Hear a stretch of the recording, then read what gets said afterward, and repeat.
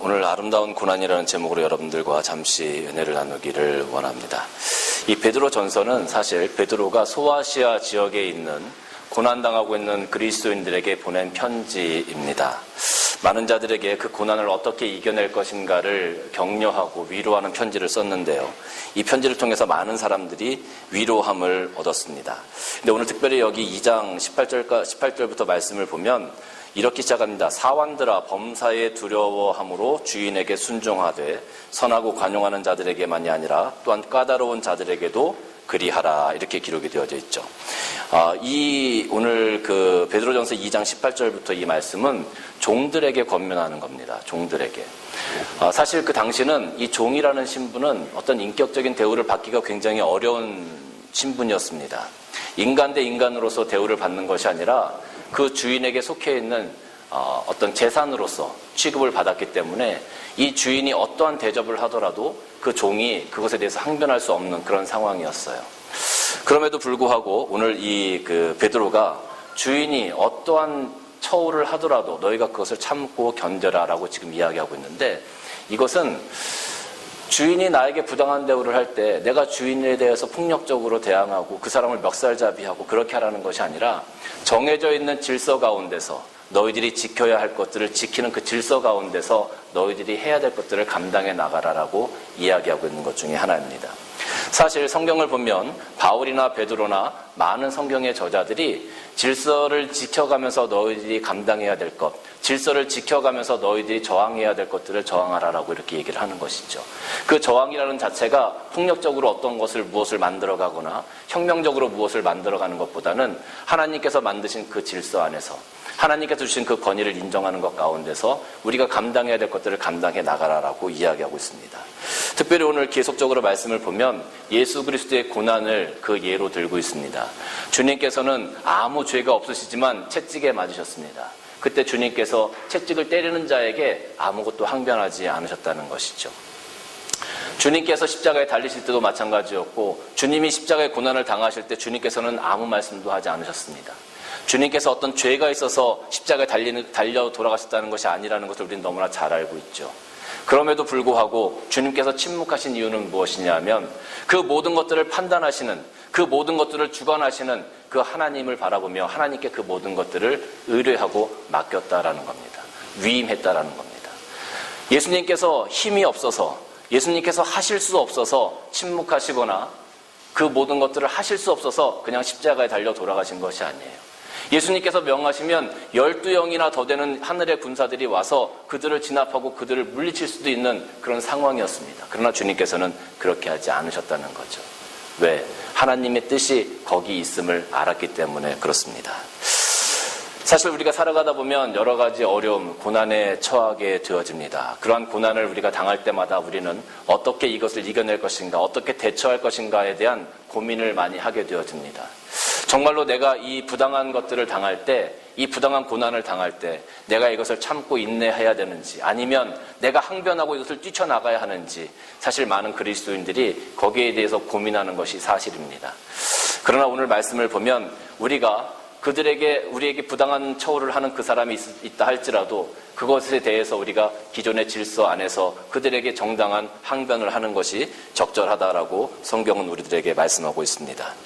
계속적으로 말씀을 보면 19절 말씀을 보면 부당하게 고난을 받아도 하나님을 생각함으로 슬픔을 참으면 이는 아름다우나라고 기록하고져 있죠.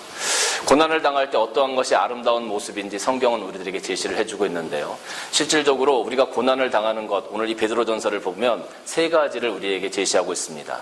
첫 번째는 뭐냐 하면 20절 말씀 보면 죄가 있어 매를 맞고 참으면 그랬죠. 죄가 있어서 당하는 고난이 바로 그 첫 번째입니다. 죄가 있어서 당하는 고난은 사실 우리가 빨리 회개하고 하나님께 돌아오면 돌아올수록 하나님 앞에 복되고 우리에게도 가벼운 벌이 내려지게 되는 것이겠죠.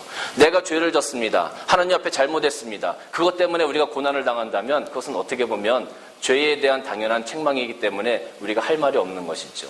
그러나 내가 죄를 지어서 어떤 잘못을 해서 하나님 앞에 징계를 받을 때 우리가 빨리 회개하고 돌아오는 그런 지혜가 우리에게 있어야 할 것입니다. 그런데 가만히 보면 참 우리 교회 내에서 우리 그리스도인들 중에서 안타까운 모습이 뭐냐 하면 무엇이든지 잘못되면 그것을 다 죄로 여기는 그런 풍조가 우리 그리스도인들 사이에 만연한 것을 발견하게 됩니다. 무슨 얘기냐 하면 어떤 사람이 병에 걸렸어요. 근데 그 병에 걸린 이유가 당신이 하나님 앞에 죄를 졌기 때문이지. 사업을 하다가 부도가 났어요. 당신이 하나님 앞에 죄를 졌기 때문이지. 뭘 했는데 자녀가 잘 안 됐어. 당신이 기도 안 하니까 안 되지. 모든 것들을 죄와 연관시켜서 그 사람을 책망하려고 하는, 그 사람을 판단하려고 하는 그런 사람들이 우리 가운데 종종 보이게 됩니다. 근데 그것은 굉장히 위험한 발상입니다. 하나님께서 때로는 죄 때문에 우리를 징벌하시기도 하지만 하나님의 뜻 가운데 섭리 가운데 우리에게 다른 뜻을 가지고 고난을 주시는 경우가 굉장히 많기 때문에 그래요. 그래서 모든 것들 잘못되어지는 우리 삶 가운데 어려움을 겪는 이 고난을 항상 죄와 이꼴시시키는 것, 동일시시키는 것은 굉장히 위험한 발상이라는 겁니다. 오히려 그렇게 되면 그것 때문에 상처받는 사람들이 많아요. 나는 하나님한테 정말로 최선을 다하고 열심을 다해서 하나님 말씀을 지키려고 몸부림쳤고 하나님이 그 가운데 우리를 연단시키시고 우리를 더욱더 잘 세워주시기 위해서 어떤 훈련시키는 과정 속에서 고난을 주실 수 있는데 그것을 바라보지 않고 사람들이 옆에 손가락질하면서 당신 기도 안 하니까 그렇지. 당신 신앙생활 바로 안 하니까 그렇지. 우리가 만약에 그렇게 징계하고 우리가 만약에 그렇게 손가락질하고 판단한다면 그 사람에게 그것이 얼마나 큰 상처가 되겠습니까? 그건 하나님의 사람을 세우는 것이 아니라 오히려 하나님의 사람을 무너뜨리는 그런 결과를 가져올 수 있기 때문에 그렇습니다. 그래서 우리가 고난 당할 때 또 우리가 주변에서 고난당하는 사람들을 바라볼 때 항상 그것을 판단하고 손가락질하고 죄 때문에 그렇다라고 정죄하기보다는 하나님의 뜻이 어디 있는지를 우리가 자세하게 살펴야 될 필요성이 우리에게 있는 것입니다. 오늘 베드로가 세 가지를 이야기하는데 죄 때문에 당하는 고난이 그 첫 번째고요.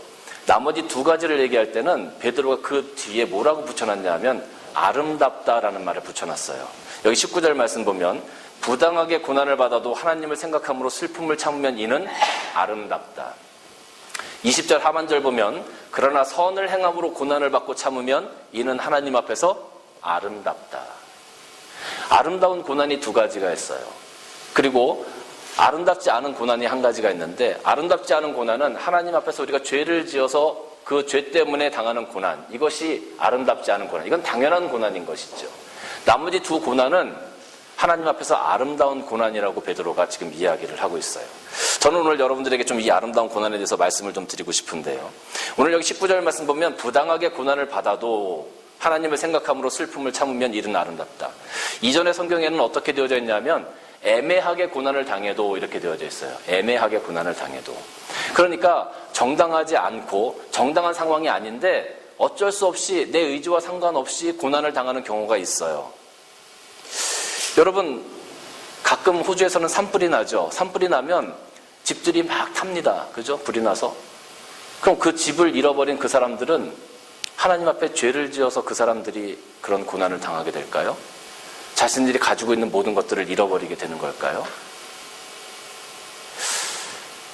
하나님 앞에 열심히 예배드리고 주의를 잘 지키고 신앙을 지키려고 해도 그런 일들이 발생할 때 본의 아니게 부당하게 이런 고난을 당하는 경우가 참 많이 있습니다.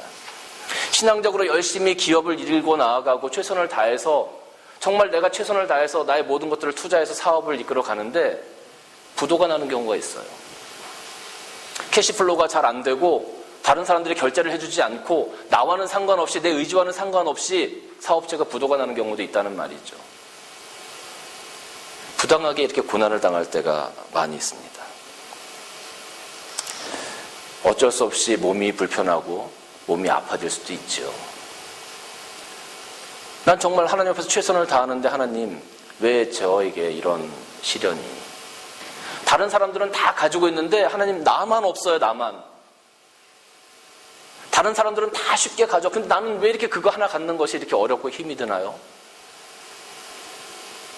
그렇게 우리가 어려움을 당할 수도 있습니다. 왜 나만? 그럴 때 많은 사람들이 그렇게 이야기하죠. 하나님 왜 나만? 왜 나에게 이런 고난을 허락하십니까? 왜 나여야만 합니까? 난 하나님 앞에 최선을 다했는데 왜 나여야만 합니까? 하나님 대답해 주세요. 제가 신앙적으로 하나님 앞에 잘못한 것이 있습니까? 주일날 저는 최선을 다해서 예배드렸고 교회 일이라면, 하나님의 일이라면 열심을 다해왔습니다.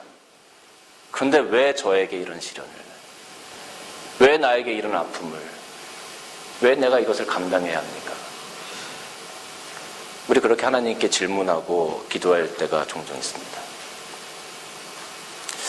근데 참 여러분, 안타까운 것은 말이죠, 우리가 이렇게 하나님께 부르짖고 기도한다 하더라도 이 애매히 고난당하는 것, 부당하게 고난당하는 것에 대해서 하나님께서 응답해 주시지, 합당한 응답을 바로바로 주시지 않는다는 거예요. 그게 참 사람이 미치고 팔짝 뛸 노릇입니다. 너무 답답해요. 답을 얻고 싶은데 하나님께서 답을 주시지 않으니까 더 답답한 거예요.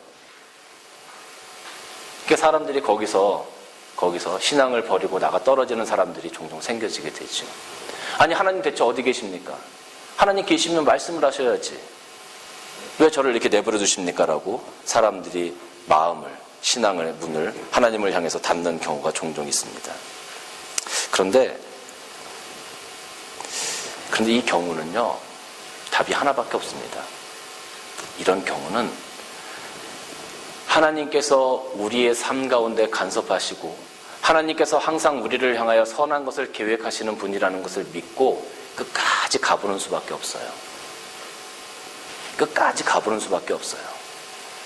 지금은 내가 힘들고 어려워서 하나님을 향하여 원망도 나오고 낙심도 되어지고 내 기도에 응답하시지 않는 하나님이 야속할 수도 있어요. 그런데 어떻게 보면 하나님께서 지금 우리에게 하나님의 계획을, 하나님의 뜻을 응답해 주신다고 해도 우리는 그걸 이해하기 어려울 수도 있어요.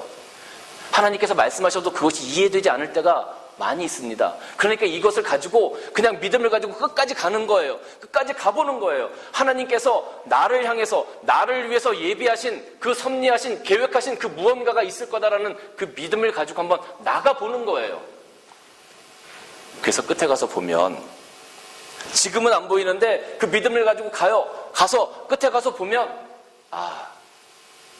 하나님께서 그래서 나에게 이런 시련을, 이런 고난을 그때 주셨구나 라는 것을 깨닫게 되는 경우가 종종 있습니다. 지금은 내가 아프니까 하나님 답을 주세요, 여기서 막 발버둥 치고 기도하고 몸부림치지만, 여러분, 만약에 여러분의 상황 가운데 그런 고난과 아픔이 있다면 오늘 여기 부당하게 고난을 받아도 하나님을 생각함으로 그 슬픔을 참으면 일은 아름답다 그랬어요.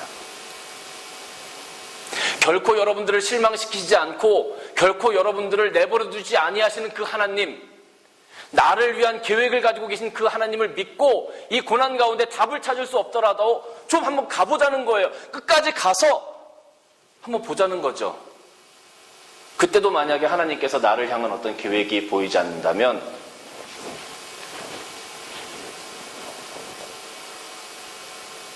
저는 여러분들이 그 하나님에 대해서 다시 한번 생각해봐도 괜찮다고 생각해요. 그런데 우리가 가서 보면 반드시 하나님께서 우리를 향한 계획을 우리에게 보이실 때가 있습니다. 반드시 보이십니다. 그때까지 참고 인내하는 것이 아름답다라고 그랬어요. 근데 우리는 그걸 참지 못해요. 그걸 인내하지 못해요. 그것 때문에 막 끓탕과 냉탕을 왔다 갔다 해요.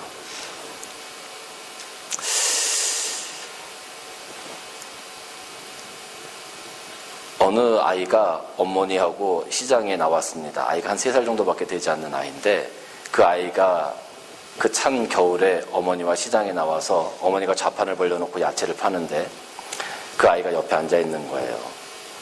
그 추운 겨울날 어머니 옆에 나와 있으니 얼마나 이 아이가 춥고 심심하고 놀 친구도 없고 답답하겠습니까? 그러니까 막 찡을거릴 거 아닙니까? 그럼 어머니가 처음엔 달래주다가 어머니도 나중에 이제 한계 상황이 오시겠죠. 그러면 막 쥐어받기도 하고, 이 녀석 그러니까 집에 있으니까 왜 따로 나왔어? 막 이렇게 구박도 하고 그럴 거 아니에요. 근데 이 아이가 어머니가 밀어내면 밀어낼수록, 꿀밤을 주면 줄수록, 구박을 주면 줄수록 이 아이가 점점 더 어머니의 품으로 파고듭니다. 어머니가 꿀밤을 줬다고 어머니를 떠나지 않아요. 더 어머니 품으로 딱 파고들어요. 아, 엄마 왜 그래? 엄마 왜 그래? 그러면서 엄마 품으로 더 파고들죠. 왜? 내 엄마니까. 내 엄마니까. 나한테 하나밖에 없는 엄마고, 내가 믿을 수밖에 없는 엄마고, 내가 사랑하는 엄마니까. 엄마가 나에게 꿀밤을 주고 그 찬바람이 있는데 내 엄마가 나를 옆에 세워둔다 할지라도 그 엄마 품에 더 파고들 수밖에 없는 거예요. 여러분, 우리 그리스도인들이 고난을 당할 때 이러한 믿음이 하나님 앞에서 필요합니다. 왜? 내 하나님이니까. 우리 하나님이니까. 나를 사랑하시는 하나님이니까. 나를 향한 계획을 가지고 계신 하나님이니까. 우린 자꾸 그 하나님 품으로 파고들어야 되는 거예요. 고난이 크면 클수록, 어려움이 크면 클수록 더 하나님과 가까이, 더 하나님 품으로 나갈 수 있는 그런 믿음이 우리에게 있어야 된다는 거예요. 하나님께서 반드시 우리를 향한 선한 계획을 가지고 계실 거다. 그게 19절 말씀 보니까 아름답다. 사랑하는 성도 여러분, 여러분들에게 어떠한 고난이 오든지, 여러분들이 이해할 수 없는 그런 고난이 여러분들 상황 가운데 온다 할지라도 내 하나님, 나를 사랑하시는 하나님, 나를 향한 계획을 가지고 계신 그 하나님, 그걸 믿음으로, 인내함으로 그 어려움을 잘 이겨내시고 그 하나님 품으로 한 발자국 한 발자국 더 나아가시기를 주님의 이름으로 간절히 축원합니다. 사실 저도 이 애매한 고난, 부당한 고난을 많이 받고 살아갑니다. 제가 얼마나 참고 살아가는지 아마 여러분 들으시면 깜짝 놀라실 텐데요. 제가 새벽에 이제 어디 나갔다가 들어오면서 제 아내하고 차를 타고 오는데, 제 아내가 보통 차를 타고 오는데 제 아내가 이제 잠을 자다가 갑자기 깨어서 저에게 이렇게 말을 하는 거예요. 여보, 썬데이 집사요. 뭐라고? 여보, 썬데이 집사요. 그게 대체 무슨 말이야? 그랬더니, 왜 이렇게 못 알아들어? 샌드위치 사라고요. 샌드위치 사라고 이렇게 얘기를 해야 되는데 자다가 일어나서 웅얼웅얼거리니까 이 샌드위치 사요가 썬데이 집사요. 이렇게 얘기가 제가 들리는. 그 매주 수요일마다 그 세븐입니까? 주유소에서 샌드위치를 2불에 팔거든요. 이제 그걸 사서 보통 아이들 도시락을 하나씩 주는데 그걸 사라는 거예요. 그런데 샌드위치를 사라고 얘기하면 좋은데 썬데이 집사 이렇게 얘기하면 제가 못 알아듣는 거예요. 그러면 그걸 그렇게 못 알아듣느냐고 얼마나 구박을 하고 핍박을 하는지 참 정말 그뿐이 아닙니다. 여러분, 제가 퀴즈를 하나 내겠습니다. 여름 그거가 뭔지 아십니까? 여름 그거. 어느 날 제 아내가 저에게 말하는 거예요. 여보, 여름 그거 사야 돼. 그 여름 그거 사야 된다니까요. 그 여름 그거가 뭔데? 그 여름에 바르는 거 있잖아. 그래서 제가 선크림? 이렇게 못 알아들어. 그러면서 들고 온 게 뭐냐면 물파스. 물파스를 가져와서 저에게 여름 그거라고 얘기를 하는 겁니다. 아니 여러분, 이게 말이 됩니까? 제가 이렇게 애매히 부당한 고난을 매일매일 받아가면서. 근데 참 그 재미있는 사실은 뭐냐면 여자들이, 아내들이 얘기할 때 남자들은 절대 못 알아듣겠더라고요. 그런데 희한한 것은 여자들끼리 얘기할 땐 다 알아들어요. 자기들끼리 얘기할 때는 어떻게 이렇게 잘 알아듣는지. 여자들이 우리한테 얘기하면 절대 못 알아듣고 이해가 안 되는 말을 여자들끼리는 하나님께서 정말 보이지 않는 어떤 이 텔레파시 안테나를 여자들에게 주셨는지 얼마나 잘 알아듣는지 모르겠어요. 제가 그것을 가만히 생각하면서 참 우리 남자들이 애매히 고난을 당해도 하나님을 생각함으로 그 슬픔을 참고 매일매일의 삶을 살아가는 우리 남자분들의 삶이 참 복되다, 이런 생각을 했습니다. 여러분들의 삶이 날마다 참음으로 아름다운 믿음을 지켜나가시는 여러분들 되시기를 바라겠습니다. 두 번째는 선을 행함으로 고난을 받는 겁니다. 20절 하반절 말씀 보니까 선을 행함으로 고난을 받고 참으면 이는 하나님 앞에 아름답다 그랬습니다.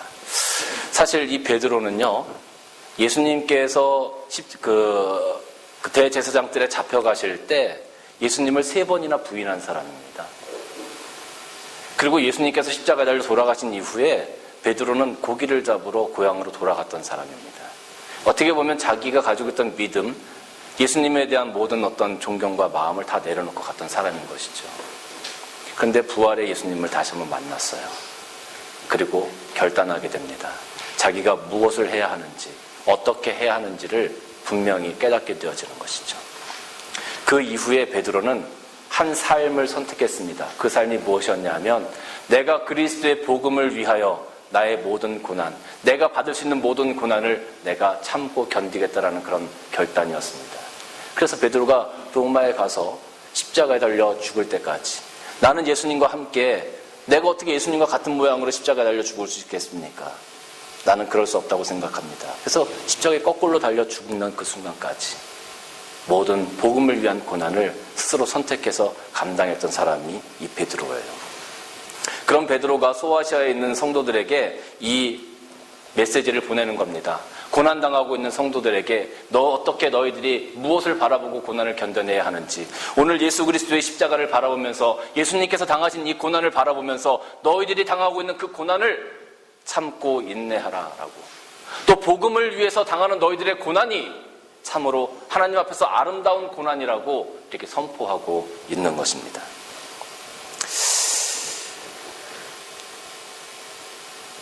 요즘에 우리가 교회에서 보면은요, 교회 생활을 할 때도 신앙 생활을 할 때도 사람들이, 우리 성도들이 헌신하고 봉사하고 여러 가지로 하나님 앞에 헌금도 하고 여러 가지로 많은 것들을 감당해 나아갑니다. 여러분, 그런 것들을 감당해 나가는 그 순간순간 그 모든 것들이 어떻게 보면 우리에게는 내가 감당하는 하나의 희생이고 고난일 수 있어요.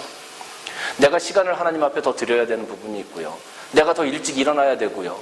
주일날 교회에 와서 뭐 봉사하려고 그러면 하여간에 내가 뭐든지 다 희생을 해야 되는 겁니다.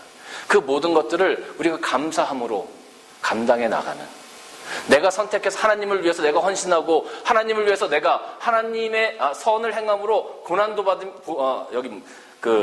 선을 행함으로 고난을 받고 참으면 하나님 앞에서 아름답다라고 하신 이 말씀, 하나님의 나라를 위해서 내가 선택한 고난, 하나님의 나라를 위해서 내가 헌신하는 그 시간, 하나님의 나라를 위해서 내가 드리는 그 물질, 하나님의 나라를 위해서 하는 내 모든 것들, 그 모든 것들에 대해서 세상적인 갈등이 사람들은 참 많이 일어납니다. 그러나 그것을 이겨내고 그 고난을 이겨내면 그것이 하나님 앞에서 아름다운 것이 된다는 거예요. 1년에 15만 명 정도가 그리스도인들이 줄어든다고 한국에서 통계가 나와요. 1년에 15만 명이 줄어드는데 그 15만 명이 줄어드는 이유 중에 하나가 무엇이냐면 그리스도인들이 이웃의 사회에 그리스도인다운 모습을 보여주지 못하기 때문에라는 그 이유가 나옵니다.